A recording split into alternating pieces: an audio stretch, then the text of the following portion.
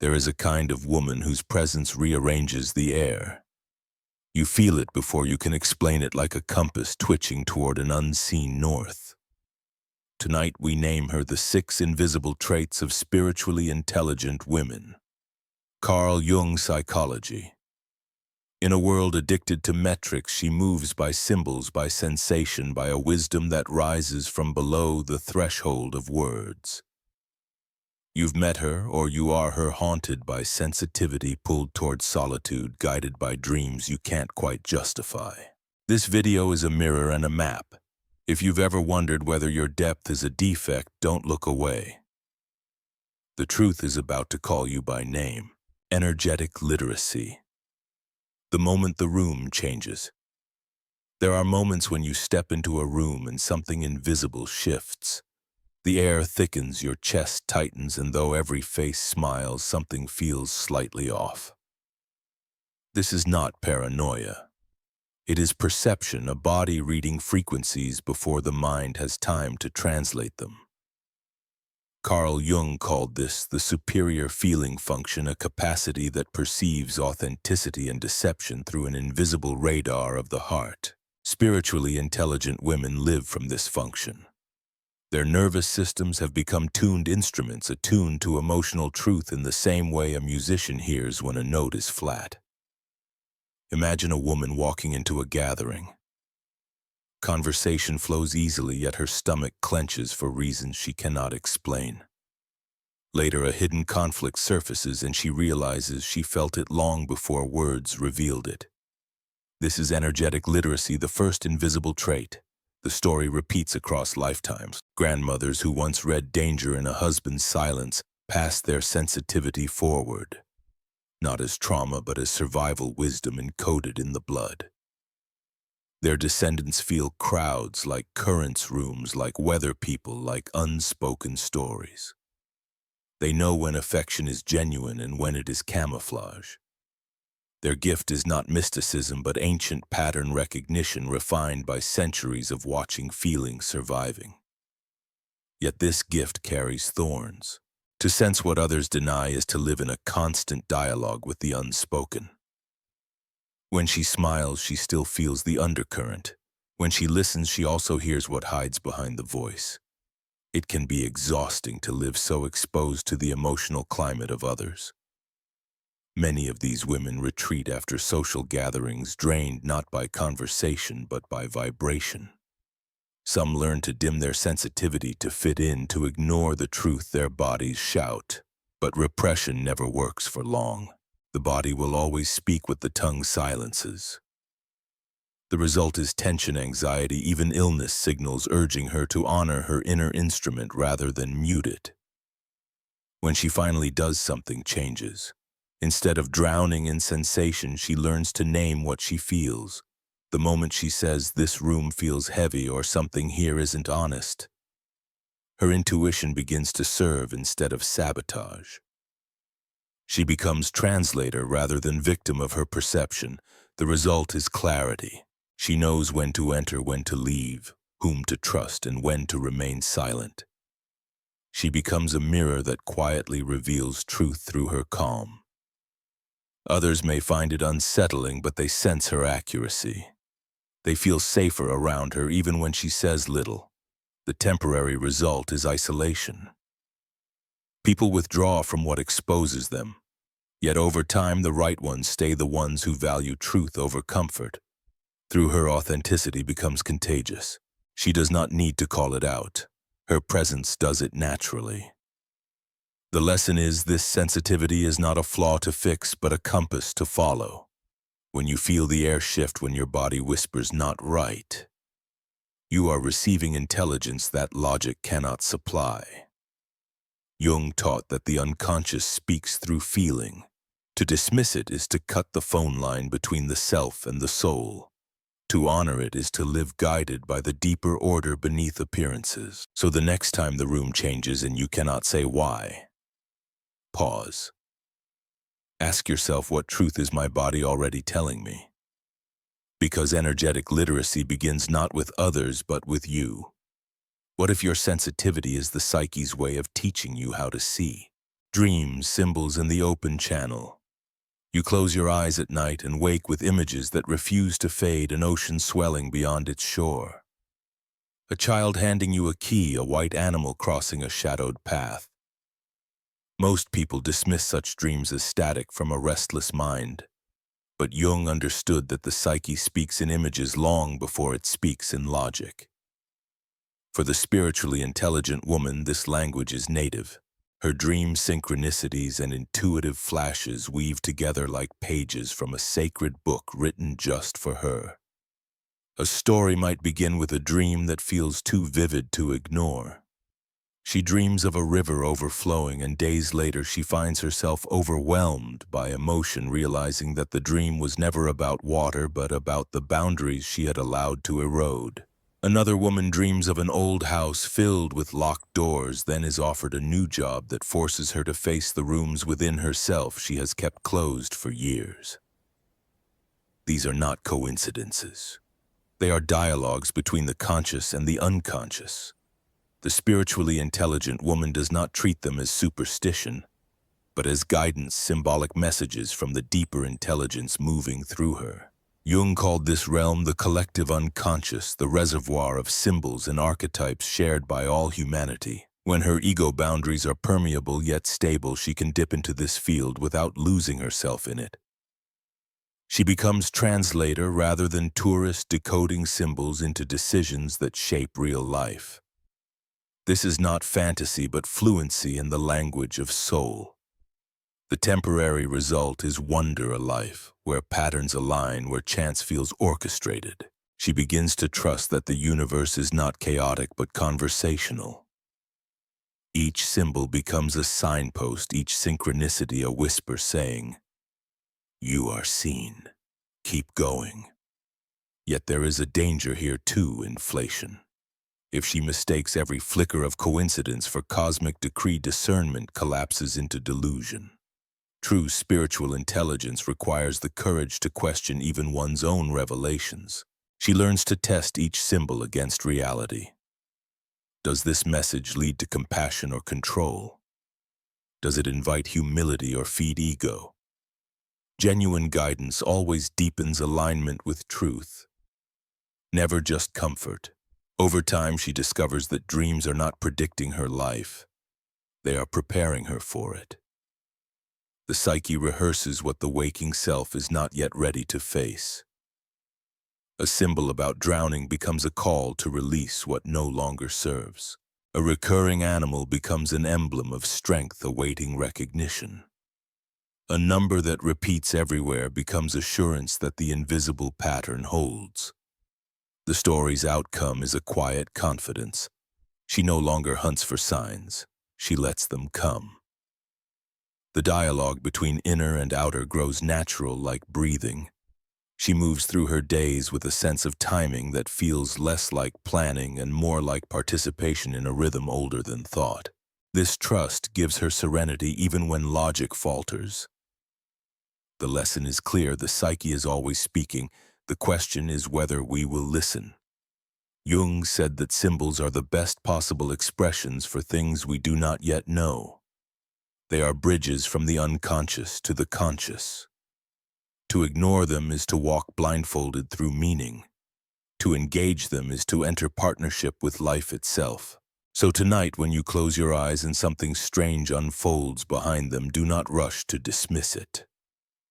Ask instead, what is life trying to show me in images, because words are too small. The dream is not separate from your life. It is your life whispering from beneath the surface, asking to be heard. Sacred solitude as soul lab. There comes a point when noise becomes unbearable, the voices, the opinions, the endless scroll of other people's projections. The spiritually intelligent woman learns that silence is not emptiness but habitat. She retreats not from life but into it. Jung understood that individuation, the birth of the authentic self, requires withdrawal from collective noise. It is in aloneness that the psyche arranges its fragments into coherence. For her, solitude is not exile. It is laboratory work for the soul. Imagine her stepping away from the constant demand to be available. She turns off her phone, closes the door, and allows the quiet to expand until it hums. At first, unease rises, old loneliness, unfinished grief, the echo of voices asking, "Who do you think you are?" But she stays. Slowly, something ancient stirs. Beneath the chatter, she begins to hear the whisper of her own rhythm, a voice that has waited patiently behind the noise. That is when solitude becomes sacred. In that stillness, she meets herself, not the persona shaped by expectation, but the living self, raw and unperformed. The story unfolds in small rituals. Morning coffee without hurry, a walk taken for no purpose, a journal that holds her uncensored thoughts. These gestures, repeated daily, re-establish the inner dialogue that the outer world has drowned. Out of that dialogue comes clarity, what Jung called the differentiation of the self from the collective. She begins to see which desires are truly hers and which were inherited, which goals feed her soul and which only feed her fear. The temporary result is a quiet form of rebellion. People around her may misinterpret her distance as rejection. They might say she has changed, grown cold, or become too serious. But she is simply conserving energy, no longer scattering her light across every conversation. Her solitude is an act of hygiene. Without it, her intuition dulls, her empathy burns out, her boundaries collapse. With it, she becomes a clear channel again, capable of presence instead of performance. In time, she realizes solitude is cyclical. Like the moon, she waxes and wanes between exposure and retreat. After each withdrawal, she returns clearer, stronger, more luminous. Creativity awakens. Insights arrive unforced. She begins to experience what Jung described as active imagination, the spontaneous dialogue between the conscious and unconscious mind that births new symbols and solutions. In solitude, she incubates transformation. What was confusion becomes meaning.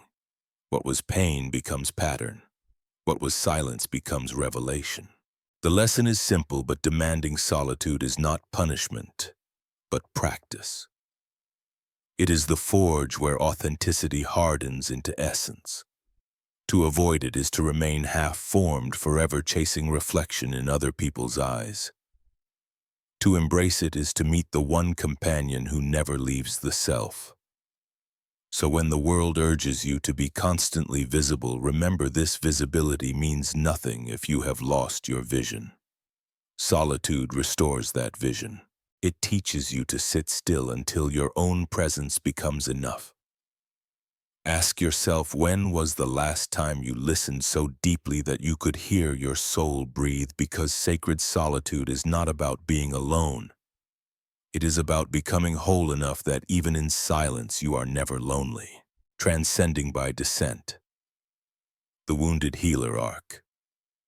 There is a doorway every spiritually intelligent woman must walk through, and it is not made of light. It is made of shadow. Sooner or later, the gift of perception drags her into the underworld of her own pain. Jung called this the descent into the unconscious, a confrontation with the hidden forces that govern our behavior from beneath awareness. For her, it begins when the strategies that once kept her safe no longer work. A relationship ends. A career crumbles. An illness strips away certainty. She finds herself standing in the ruins of a self she thought she knew, forced to face what she has avoided: rage, grief, shame, the ghosts of unfinished stories. This is where the real initiation begins.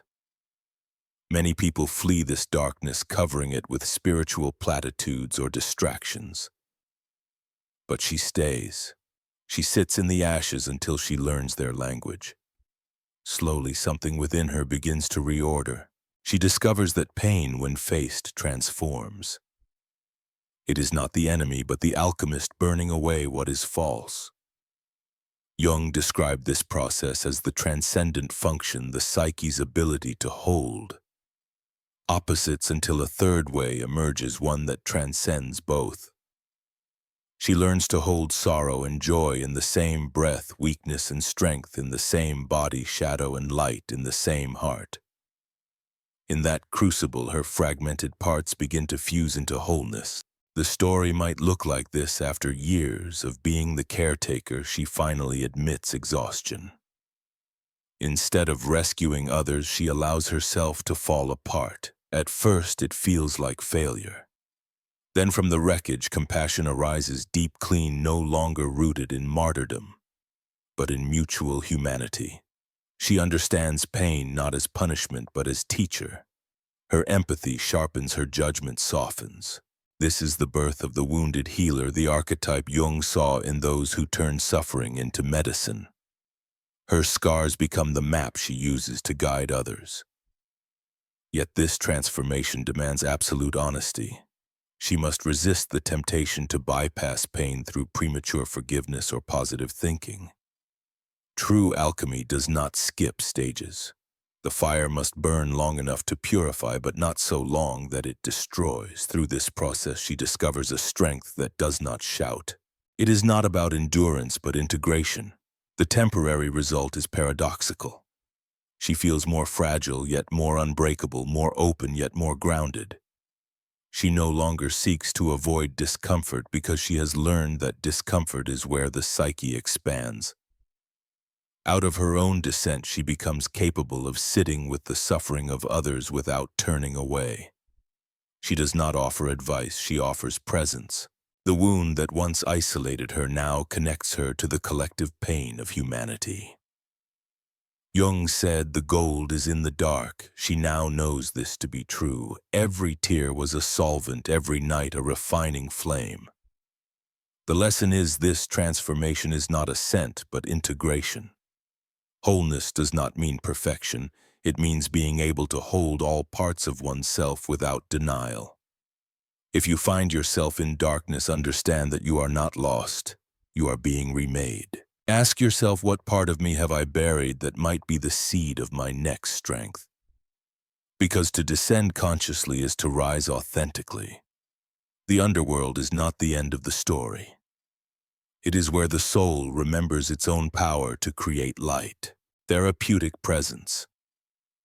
When silence does the healing. There are women whose stillness feels like medicine.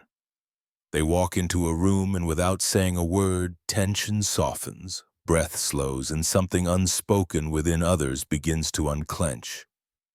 Jung called this quality the therapeutic presence, a resonance that arises when a person is fully aligned with the self, the inner axis of wholeness, that unites consciousness and unconscious. For the spiritually intelligent woman, silence is not absence, it is transmission. Her calm is not passivity, but grounded awareness, the quiet strength of someone who has faced her shadows and made peace with them. Because she has met her own darkness, she does not flinch at another's. She listens with her entire nervous system, with eyes that see beyond defense, with breath that mirrors safety. In her presence, people begin to tell the truth they did not know they were holding. Imagine her sitting across from a friend who is unraveling. She does not rush to comfort or correct. She lets the silence stretch until words fall into it naturally.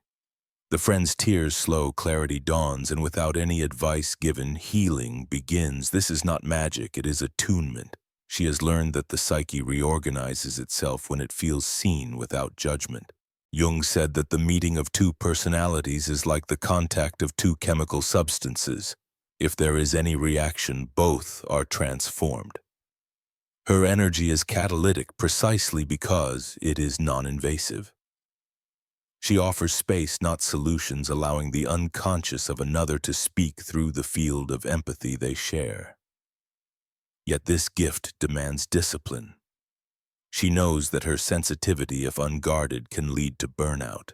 She must steward her energy carefully, deciding where to open and where to conserve. Not every situation deserves her full resonance. Not every person has earned her deep attention. She practices what Jung would call conscious containment, holding energy within boundaries so that presence does not become depletion. She leaves social spaces quietly to recover. She uses rituals, breathing salt baths, stillness to release residual emotion. Through experience, she learns that true compassion requires structure, that even light needs a lamp to shine through. The temporary result is paradoxical. The quieter she becomes, the louder her influence. Words once scattered now carry weight. When she does speak, people listen. Each syllable seems deliberate, chosen not to impress but to clarify. Where others use language to dominate, she uses it to invite truth forward. Her restraint becomes a form of power, the authority of one who no longer needs to prove anything. The lesson is clear: communication begins long before speech. The body speaks through tone, eyes, breath, and attention. When presence is authentic, words become optional. Jung believed that healing requires the encounter with a living symbol, a person who embodies what the psyche seeks. The spiritually intelligent woman becomes that symbol, not by performance but by being. Her life demonstrates that serenity is contagious. So the next time you feel compelled to fill silence, pause. Ask yourself, am I speaking to connect or to avoid? Because sometimes the most healing thing you can offer is not your wisdom, but your willingness to stay present with another's pain without needing to fix it. True presence is the language of the soul, and when spoken fluently, it heals without a sound. Living synchronicity without self-deception. There comes a time when life begins to speak back to you. The book that falls open on the exact page you needed, the stranger who answers the question you never voiced, the timing that feels impossibly precise. Jung called this synchronicity meaningful coincidence, the meeting of inner and outer events connected not by cause but by significance. For the spiritually intelligent woman, this is not superstition but a fluent conversation with the living universe. She no longer experiences life as random. She senses a hidden choreography beneath circumstance, but she also learns that discernment is everything. Synchronicity can become a mirror of truth or a maze of projection. Early on, she mistakes every pattern for a sign. A repeated number sequence feels like destiny, a fleeting dream becomes command. Yet over time, through disappointment and reflection, she discovers the difference between genuine guidance and wishful thinking. True synchronicity carries calm, not compulsion. It aligns with integrity, not ego. It leads towards service, not self-importance. The false kind flatters the personality, urging haste or control. The real kind deepens humility and timing.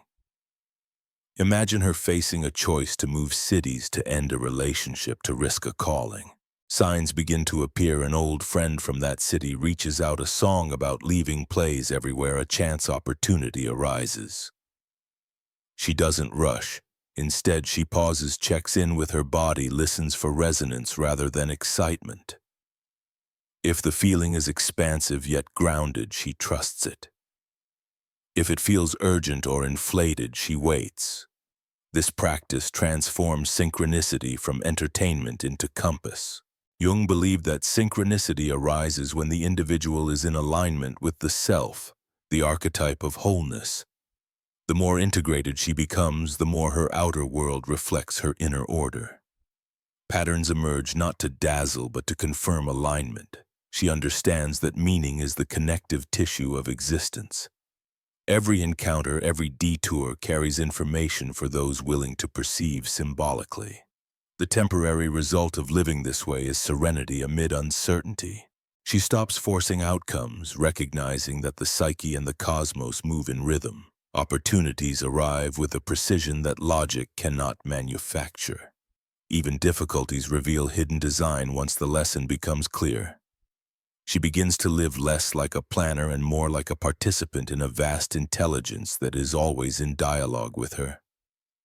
Still, she remains vigilant. The psyche can deceive as easily as it can reveal. She keeps a journal of coincidences, observing their patterns over time. Real guidance repeats across channels. Dreams, intuition, outer events, and leaves a trace of quiet rightness. False guidance fades quickly or demands constant validation. Her humility becomes her safeguard. The lesson is that synchronicity is not proof of being special, but evidence of being connected. The universe does not revolve around her. It communicates through her. When she understands this, her life becomes an act of cooperation rather than control. She moves through the world like a listener aware that each moment might contain instruction. Jung wrote that what we call coincidence is the manifestation of a deeper order we barely comprehend. To live by synchronicity, then, is to live by trust, a trust that intelligence flows through everything, even apparent chaos. So when signs appear, ask not, "What does this mean for me?" but "What is life asking of me now?"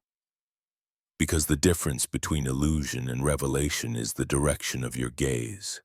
When meaning moves through you, not toward you. Synchronicity becomes what it was always meant to be, a sacred dialogue between the soul and the world. Return to simplicity, power that whispers. After the long journey through shadow and light, through descent, solitude, and revelation, something unexpected happens. The extraordinary dissolves into the ordinary. The spiritually intelligent woman stops striving to be special. Her gifts, once dramatic, become natural extensions of being. Jung called this the integration of the self, the unification of opposites into a living harmony. She no longer performs wisdom, she embodies it. The same sensitivity that once felt like a burden now guides her effortlessly through daily life. She wakes, makes coffee, tends to small tasks, yet within those simple gestures consciousness hums. Nothing needs to prove its sacredness. Everything already is. She no longer seeks mystical experiences because life itself has become the experience. The story of her return begins quietly. Perhaps she moves back to her hometown or takes a humble job after years of searching for meaning. Friends notice she seems lighter, clearer, less intense. "What changed?" they ask. She smiles and says, "Nothing and everything." The drama of transformation has settled into rhythm. The need to explain has been replaced by presence. She has discovered that power is not in proclamation but in alignment. Jung taught that true authority arises from contact with the self. When she acts from that center, her words carry weight, not because she demands belief, but because they ring with coherence. People feel it rather than hear it. She no longer tries to fix others or save them. She simply lives truth, and her authenticity becomes permission for others to do the same. This is influenced by resonance, the quiet revolution of being. The temporary result is freedom. Freed from proving, she finally rests. Freed from roles she finally plays. She finds joy in simplicity, tending plants, walking at dusk, sharing laughter with those who see her without needing explanation. The solitude that once felt like exile now feels like home. The sensitivity that once brought pain now feels like artistry. The synchronicities still appear, but she no longer chases them. They unfold as naturally as breath. In Jungian terms, she has completed a cycle of individuation, the endless process of becoming whole, of embodying the eternal within the temporal. Wholeness does not mean perfection, it means participation. She moves through the world fully human, still flawed, still learning, yet grounded in a peace that no external chaos can disturb. The lesson is profound in its simplicity. Wisdom matures into ordinariness. When the need to be seen falls away, the true self shines without effort. Her greatest teaching is her life itself, an example that spirituality need not be loud, that depth can coexist with laughter, that enlightenment can wear the face of everyday kindness. The light she carries no longer blinds, it warms.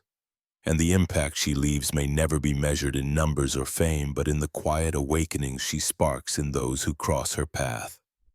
A friend who begins to trust her intuition again.